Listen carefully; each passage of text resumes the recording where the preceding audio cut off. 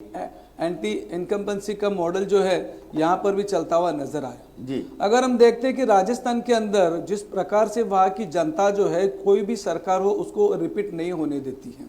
ये सिलसिला वहाँ पर भी कायम आपको नजर आया। छत्तीसगढ़ के अंदर भी आप देख लीजिए कि जो कांग्रेस की जो सत्ता थी वहाँ पर भी लोगों ने जो पार्टी के अंदर थे उनको छोड़कर जो सत्ता में थे उनके अलावा उन्होंने भारतीय जनता पार्टी को स्थान दे दिया। तेलंगाना के अंदर जो केसी राव की जो सत्ता थी उसे छोड़कर वहाँ पर लोगों ने कांग्रेस को दे दिया। यानी कि कहीं ना कहीं अगर हम लोग देखते हैं तो भारत के जो मतदार है ये मतदार अभी जागरूक हो चुके हैं और ये जागरूकता करते समय उनके माइंड में जो आने वाले थॉट्स ये बहुत सारे हैं कि भाई जो केंद्र की तरफ से वादे किए जाते हैं या राज्य सरकार की तरफ से जो वादे किए जाते हैं ये वादे जब कहीं पर आपको पूरे हुए नजर नहीं आते हैं तब वहां का वोटर जो है ये अपना जो रोष है वो अपने मतदान के स्वरूप में आपके सामने ला मतलब कांग्रेस ने वादा पूरा नहीं किया, यानी कि वहां पर भी यानी कि जहाँ की ये वोटिंग हुई है छत्तीसगढ़ के अंदर जितने वादे वहां पर इसके पहले किए गए थे ये वादों के ऊपर कांग्रेस जो है वो उधर खरी उतरती हुई नजर नहीं आई। लेकिन आप देख लीजिए मध्य प्रदेश की जो सरकार है मामा जी का जादू जो था वो पूरी तरह चल गया। मैं ये मध्य प्रदेश की जो जीत है इस जीत का पूरा श्रेय जो है ये सिर्फ और सिर्फ शिवराज सिंह जी का है। इसके में मुझे कहीं नहीं लगता है कि केंद्र की तरफ से कोई ऐसा उन्होंने विशेष काम किया है, लेकिन शिवराज सिंह जी ने जो काम किया है वहां पर घर घर पर उधर पहुंचने के बाद उन्होंने जो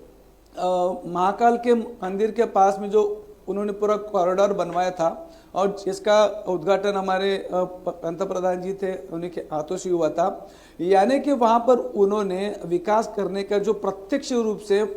होता हुआ नजर आया हुआ, मतलब हिंदुत्व चढ़ा हुआ, हिंदुत्व के मुद्दे पर भाजपा जीती है मध्य प्रदेश को। सिर्फ हिंदुत्व के मुद्दे पर नहीं, हिंदुत्व के साथ साथ उन्होंने मध्य प्रदेश में विकास का जो एक मॉडल था वो, लेकिन 2018 के पहले भी वहां पे यही शिवराज सिंह चौहान मुख्यमंत्री थे, तो क्या विकास नहीं हुआ था? तब उन्होंने कुछ काम नहीं किया था जो कांग्रेस को बहुमत दे दिया था। उस समय वहां पर जो बात जो उनके पास थी कि उनको जो फंडिंग होना चाहिए, जो केंद्र की तरफ से उनको जो फंड्स मिलने चाहिए ये उनको प्रॉपर नहीं आ रहे थे। इसकी वजह से वो सरकार बीजेपी की थी केंद्र में, नहीं वहां पर वो सत्ता में सिर्फ थे। लेकिन क्या होता है ना कि जब हम लोग सत्ता के अंदर होते हैं तो हमारे वरिष्ठ और केंद्र की जो एक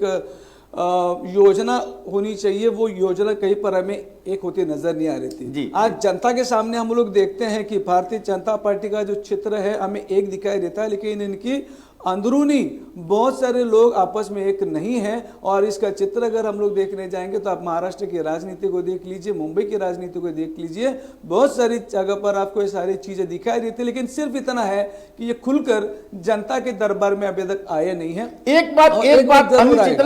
बात का जवाब हम और आपसे चाहेंगे कि लोग महाराष्ट्र में कहते हैं, महाराष्ट्र की जब बात आती है तो महाराष्ट्र में लोग कहते हैं कि बीजेपी के जोड़ तोड़ की राजनीति से महाराष्ट्र के लोग नाराज चल रहे हैं, लेकिन भारतीय जनता पार्टी ने जोड़ तोड़ की राजनीति मध्य प्रदेश में की, सरकार बनाई।